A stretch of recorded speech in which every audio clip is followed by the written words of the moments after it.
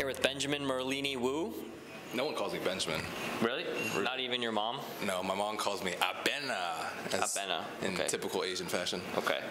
And now that you're a big-time #1 strategy analyst caster, how has your life changed? Are people recognize you in the street? Do they come up to you, mob you? I would actually say more so than like the mid-tier popular players, like Dendi. Obviously, I'm not as popular as, but I've actually been approached a couple times in public. Usually, people say they recognize my voice more than anything else. I guess they listen to me while they're doing stuff in the background or at work. And a lot of people, as weird as it may sound, they say they listen to me while they fall asleep. I guess I stream. So you're boring? Is that what they're saying? Well, I stream like later for European. It's mostly the European people that tell me that. Oh, wow, okay. So you got a European following. Supposedly, yes. Are you sad that you're not playing in this? Would you rather be playing than casting? I like playing a lot. It depends on what you're looking for. Casting is more. Are you good enough though? Because you know what they say. Maybe, maybe not. You know what they say. I still haven't reached 6K yet, so I'm pretty sad about that. But no. No. Okay. But that's okay. If I pick Faceless Void every game, every time I play against Eternal Envy, it's Faceless Void. It makes me a little sad. Well, he's practicing. Okay. Yeah, that's true. He has played a lot this tournament, and it's been one of the hit heroes this tournament. So we're very worried that this interview is going to be too generic, because you have a lot of funny stories, but they all might be inappropriate for this setting. Yes. So we got to make this interesting. Because I hear they might show it on stream. That's not my job. That's your job. Yeah, it is my job. I don't know. We can talk about players. You want to talk about players? You know all the players, right? I know most of the players. Okay. So who among the players have you hung out with the most? I hung out with Fogged a lot. I actually played Dota with Koikva yesterday. First time playing with him in a real life setting. Jimmy, I know a decent amount too. He actually thanked me for popularizing the classic Jimmy buzz viral. That was you? Yeah.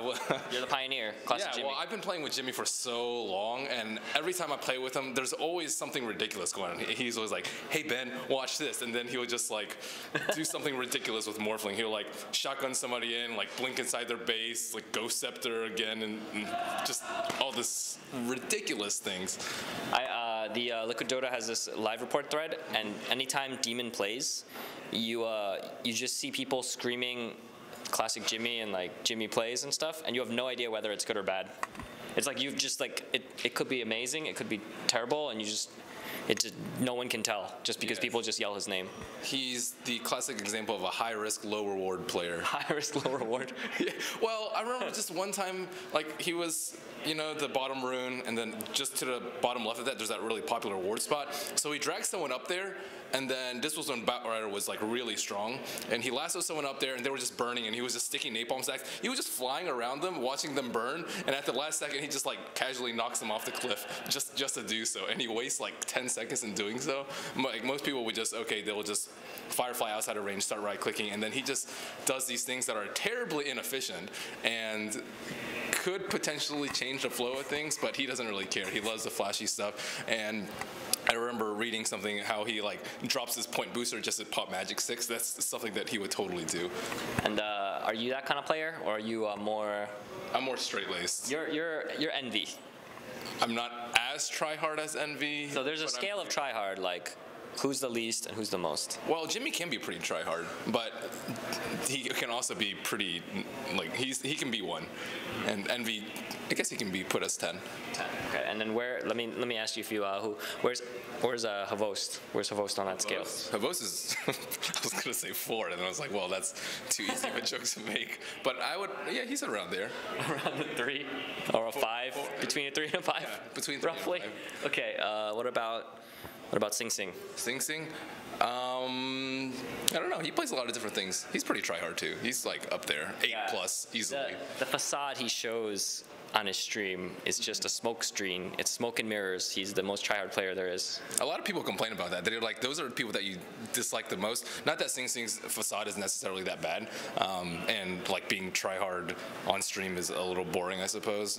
But some of the other players have facades, supposedly, or streamers and personalities, and people really dislike that. Like who? Who has a facade? No, come on, let's go. No names. Come on. What do you mean?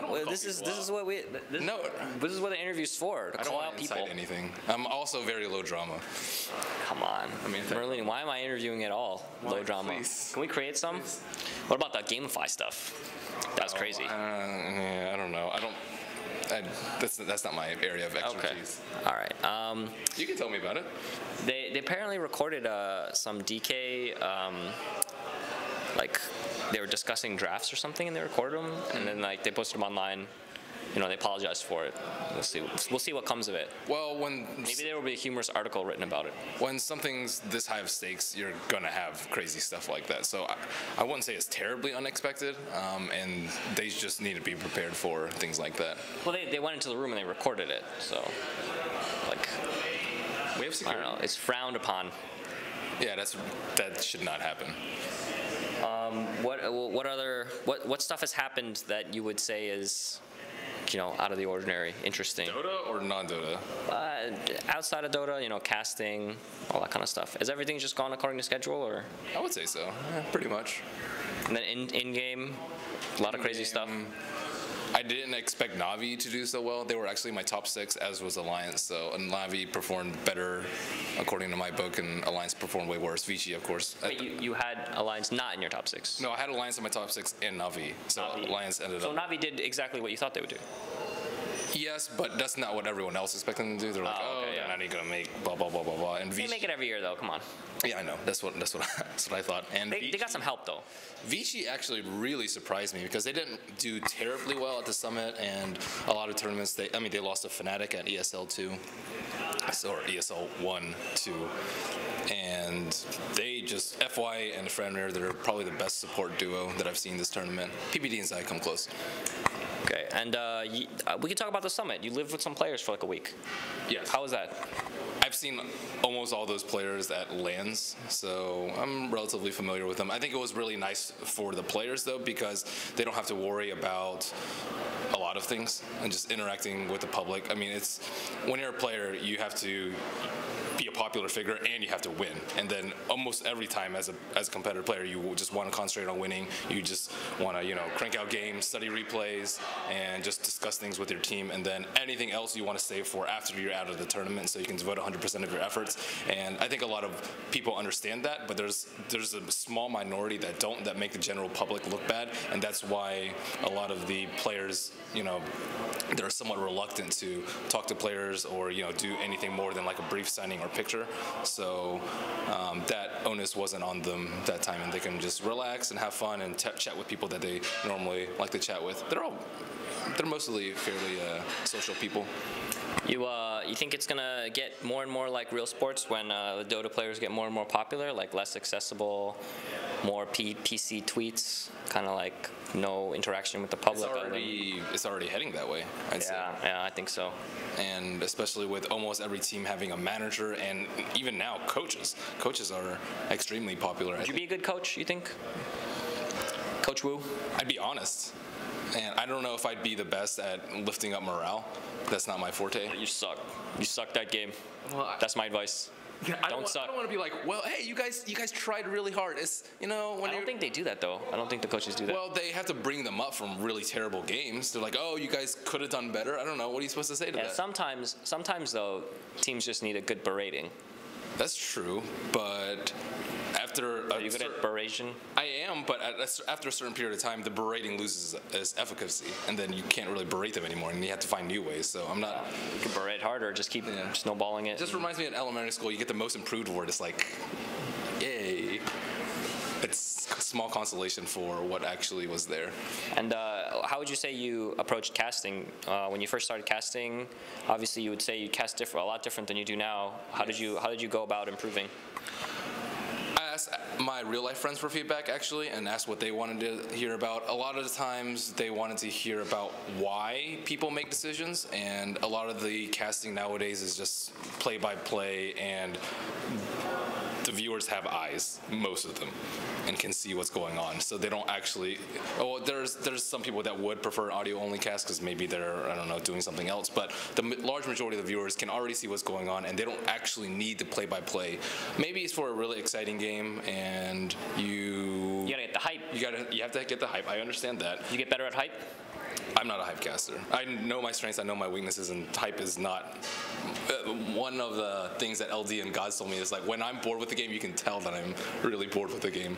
So that's I can't feign. Do you have a noise? You should make a noise. A noise? Like a hype noise. You know, LD has the wow. Wow. Wow. That one always gets me too. Yeah, that one's great. It gets me hyped. Does that clip haunt him though? I don't think he actually minds that much. That clip's hilarious though. It's really funny. It's like the best example of the overreaction, and LD's overreaction, and then it's like a super recognizable sound. You should make a sound like that. We should coin one. Wow. You can help me out with that. You can do a whoa, and then just like do it really, really, really fake. Also, the play-by-play casters don't really like it when the other people interject while they're doing their hype, so it wouldn't be that great. They're doing their hype. You just make noises. Like the Korean casters do that, you know? I'm talking about in old school StarCraft. They like just scream and then you just go, oh, and stuff's going on. It's a different style. I have to actually be super impressed with something for me to make high-pitched noises, which doesn't happen often. I've seen a lot of things. What's the most impressive thing you've seen at this TI thus far? I remember the most impressive thing I saw at ESL, and it was more impressive than anything that I've seen here. What was it? Admiral Bulldog. He was escaping with Nature's Prophet versus Cloud9, and he had this really sick like sheep and orchid as a bane came onto him. His reflexes were absolutely ridiculous, and he immediately TP'd out while both of them were disabled standing next to him. That split decision making just doesn't happen every day. He's very good at ratting. He is very good at That's his he probably plans his routes of escape very well.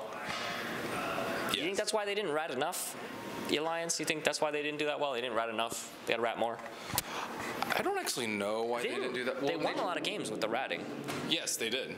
That's their strength, and they either need to develop other strategies or play to their strengths, and it doesn't seem like they've done the former. So if they haven't done the former, they need to do the latter. Winter is their coach now, and he's a very experienced player, very high skilled, and he's 0 for 1 in internationals though. He is. He is. But and they were 100% until then. It's a five-man gig. At an international, you can't have a solo player carry you to victory. If you're way better than your teammates, you're not gonna make it. Just like Arrow. Arrow has DDZ. He's a phenomenal player. His other players are dubious. They're dubious supports and dubious cores, and you can see that they only won 2 games, or maybe I don't know. Was it 2 games? 2 very important games though. 2 very important games. Yes. They knocked that Navi US knocked them out of the playoffs, and they beat Liquid, which also put them out of the top 6. So yes. Those 2 games, not a lot of teams thanking Arrow, you know. Not Liquid and Navi US, but yeah, those were Arrow. 2 very important games, and it just shows you that you have to have a lot of depth to your roster. And all the teams now, they have a lot of depth, and 1 or 2 weak players will just completely blow apart your team. It's completely different than how Dota was before. And next year, even higher skill level. You excited? Yes. Do you think you can hang with these guys if you played? Maybe. I play with them sometimes. I play the in-houses leagues a fair amount. I like playing with PPD a lot, actually. Yeah, it tells you what to do. Yeah, he tells me what to do, and I don't argue. You know, he reminds me. I saw this comment. Someone tweeted at me. Do you know Dexter? I know Dexter. The lab. I play with him. Oh yeah, Dexter's laboratory. Yeah. Yeah. That guy looks like PPD. With the glasses. He's kind of like swagging out. Yeah. I like PPD because he always has a game plan, though. Not necessarily because he doesn't tell me what to do very often, but he always has a clear plan as to how the game's going to develop. He has a vision, I suppose. He may not be the best player, but his drafts and his strategic mind really carry EG. Without him, the team would. They're a bunch of children, though. They need a father to tell them what to do. That's what's really scary about EG is that they have a lot of years ahead of them. If you look at DK or some of the other players, they're like in their latter half of their 20s, so they don't have all under 23, and some in their teens. If you not even 18 yet. Yeah, and University's what, the oldest probably? Yeah, and he's like. Yeah, and he's super quiet. He's still young too, so he needs direction a little bit. Yeah. Okay. You got anything else for me, Merlini? Give me a story. Give me a story time. Story? Story time from the summit or ESL or anything that you've been to. I I can't think of anything off the top of my head. Well, nothing appropriate. Nothing appropriate off the top of my head. What are all these inappropriate stories, though? Give me a general outline of what goes on. I have one idea, so I don't think I can tell you that one. Just try and describe them. You know, is it just people doing dumb things? Well, I wouldn't say it's dumb. Just people doing It was scandalous. at the after party. Oh, after party. Well, it's gonna get streamed this time, so you don't need to tell any stories. It'll just be on I'm stream. not terribly thrilled about the after party being streamed. Really? I guess a player. Can you tell a story about how you met your girlfriend? Yes. Okay. So I was doing the TI4, the Eastern qualifiers. So I flew over Beyond the Summit. It was my first time meeting them, and then we had a lot of We fun. met for the first time. Yes, Yeah. we met for the first time, and we were on the night schedule. It was a life-changing moment for you, I know. Yes. We played some board games. We played a lot of board games. We haven't played any here yet. Nah, we didn't. But, you know, we're busy. Maybe in the future we can play some Smash. And then You guys wrecked me though. I don't know. Okay, You're pretty good. going on with the story, we were doing the qualifiers, and I had to attend a wedding right before Memorial Day. It was Memorial Day weekend, and I had just finished my shift. It was like 3 or 4 a.m. in the morning, and we hadn't had like any free time because the schedule was pretty strict, and it was just a lot of games. So I was like, oh yes, finally we had some time to relax. So then we started drinking. Everyone's over 21, of course, and Yeah. I drank a lot. Maybe too much. Maybe a little too much. Well, it was me, Gods, and Aoi that were there earlier. I think Aoi had to leave a little bit earlier for whatever reason, and he calls rock, paper, scissors, ching chong push. And then first time we were like just going to get something to eat, and then we were trying to vie for shotgun. And then he's like, let's ching chong push for it. We're like, what'd you just say? He's like, yeah, ching chong push. And then now he's a very nice guy and, you know, not racist in any sort of manner. So we're like, what the heck is ching chong push? He's like, you know, ching chong push. And then we're like, oh, you mean rock, paper, scissors? Like, yeah, in Vancouver we call it that. So then we just like started ching chong pushing the whole night for random things. And Okay. I got really drunk, and then I slept from like 6 to 8. I had a flight at like 10 at LAX. It's like 2 hours, okay. Yes, and then I woke up and I was like, oh my God, I don't remember if I had packed the night before, and I don't remember very much of what was going on, but Kevin and I had to go to the airport, so the girl in question was nice enough to take us to the airport, and then first thing, she sees me and she's like, you gotta be kidding me. And she had already had some other. This is the first time you met her. Yes. Oh, This is she already had some bad stuff She's going a on. friend, and she's there to try to help you get to the airport. They called her and she was like, okay, yeah, I'll help give this guy a ride. So you meet like, hi, I'm Ben.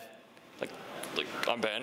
And then I said, I'm going to throw up in your car, which is probably not the best policy, but I like to keep it honest. I like to keep it real. And then Kevin tries to be the voice of reason. He's like, oh, I promise he won't throw up in the car. I'll make sure he doesn't. Kevin Purge. Kevin Purge. Yeah. He gave me a double big garbage bag, and I sat in the back seat. And it's like a 45+ minute ride to the airport. And LAX, yeah. in the meantime, I'm in the back seat the whole time, just like head inside the trash bag, and in the front seat is the driver and Kevin. The girl who's driving. Yeah. Yes, they're talking about her issues, which is just guy issues. So I'm just like throwing in random words of wisdom the whole entire time because I'm like, you're a nice girl. Yeah, I was. You should be doing well. Someone involved in the conversation. I was like, oh, don't hate on this guy. He's my. It was really bad. So Kevin was telling me the whole time, oh, Ben, don't throw up, don't throw up, don't throw up. And then I didn't throw up. And then when we got to the airport, I was like, okay, Kevin, can you help me get to the terminal because I don't know if I'm gonna make it. I was really out of it. And then he's about to miss his flight. We were running a little bit late, so he had to leave first. We drop him off at his terminal. Oh God. As soon as he gets off and he doesn't tell me to stop throwing up anymore, I just vomit all in the bag at least. And then in her car. And she's like, what was her reaction? I need to date this guy. That's what her reaction was. My reaction was like, okay, I need to immediately take this out. The car smelled like vomit, and then I took the bag out, threw it in the thing, and then she gave me some water, I think, and then I started like spittling it all over the carpet, which is better than throw up. So that was that. And then I made it on my flight. I had a flight from LAX to Charlotte, and I felt terrible the whole entire time. So fast forward 2 months, and then I ask her out on a date. She doesn't actually know that it's a date, Okay, so I don't have this like really weird thing against. Remember me? I'm the guy that threw up in your car. At least you're memorable, Merlini. Yes. Well, I was. Yeah. I guess. Yeah. She remembers you for sure. Trust me. Yeah, it's a Like move, that. guys. It's a move. You throw up in the girl's car, and then she'll remember you forever, and then you can ask her on a date later, 2 months later. I asked her out on a date. Well, firstly, I asked for her number via Facebook because I didn't actually have her number beforehand, and I didn't want to ask for her Facebook because that seemed kind of tacky. So I got her number and I asked her for a date, and she didn't really actually know that it was a date because like a couple days before, she's like, "Who else is coming?" And I was just like, "What?" And then I just You don't bring the parents on the first date? they were all parents right the away. way in Georgia. Mr. and Mrs. Wu. Like, this is the girl who took care of me while I was drunk. You know, they saw my tub interviews, and Top interviews, what'd they think? they sent me an email. He's like, "Hey Benjamin, we saw you in the tub with another guy. Please don't do again. This was silly. Love, Mom and Dad." They're worried. They were worried. Okay. And she was like, okay, so, you know, this guy, not just about throw up, he's about other things. And then we went on a date, and from there it's history. So that wraps it up. So, advice to all aspiring, you know, boyfriends out there: just Be throw yourself. up, be yourself, be honest. Be honest. Throw up doesn't get in the way. Yeah, I don't like. Cool enough. I mean, we were talking about facades and stuff earlier. If you like try and pretend to be someone else, you can't pretend it for the entirety of your relationship. And Yeah. hopefully, you're aiming for the long run. Okay. Well, that is a story. That is a good one. That one's appropriate Yeah, I think so. because it's about me. Yeah, it's about he doesn't throw up anymore. Don't worry. We'll make sure that we get it on camera this time if you do it right Oh God. on stream. It's a sandstorm just everywhere. It'll be great. All right, let's do shout outs and call outs. What are your shout outs? Shout outs to my girlfriend. Shout outs to Val for having me here. Shout outs to you guys and all the viewers. I appreciate it. All the people who bought my signatures, of course, and Oh, yeah, and the people yeah. who didn't. It's okay. No solicitation. And what's your call out? Give me at least one. Call out? Yeah. What's call out? You know what a call out is? What's a call out? It's the opposite of a shout out. Oh. You're not allowed to say no one. You're not. You really are not. You gotta say someone. Anyone Or that I something. wanna call outs? No one? I don't think so. I don't. You love everyone. Come on. I don't have huge beef with You anybody. don't have enemies? Someone has to mess up a lot for me to not like them. Okay. Like a lot. What about Gods? Don't you hate him? What a terrible co-caster. He's fun. No, I'm just kidding. His Okay. feet did smell one time during the cast, and I was like, His feet. yeah. It's Enchantress. He's got to prepare. We sit side by side just like this, and then one of the tables I sit at one corner and he sits at, like here, and then I was like, man, my feet smell terrible today, and then I try and like figure out what the heck is going on because I just took a shower the morning of, and then I was like, man, do my sandals smell? So I take my sandals off and I smell. I was like, that's not it. And then his feet was right Turned next out to it me. was Gods. Yeah, it was the last day though, so I was like, It's a good. Okay. All right. I'll take it. That counts. Thank you for the interview. We'll see you at the analyst table at Key Arena, right? Yeah, I'm actually going on for the last series of today. Okay, all right. At the analyst desk. Thank you, and see you. Thank you.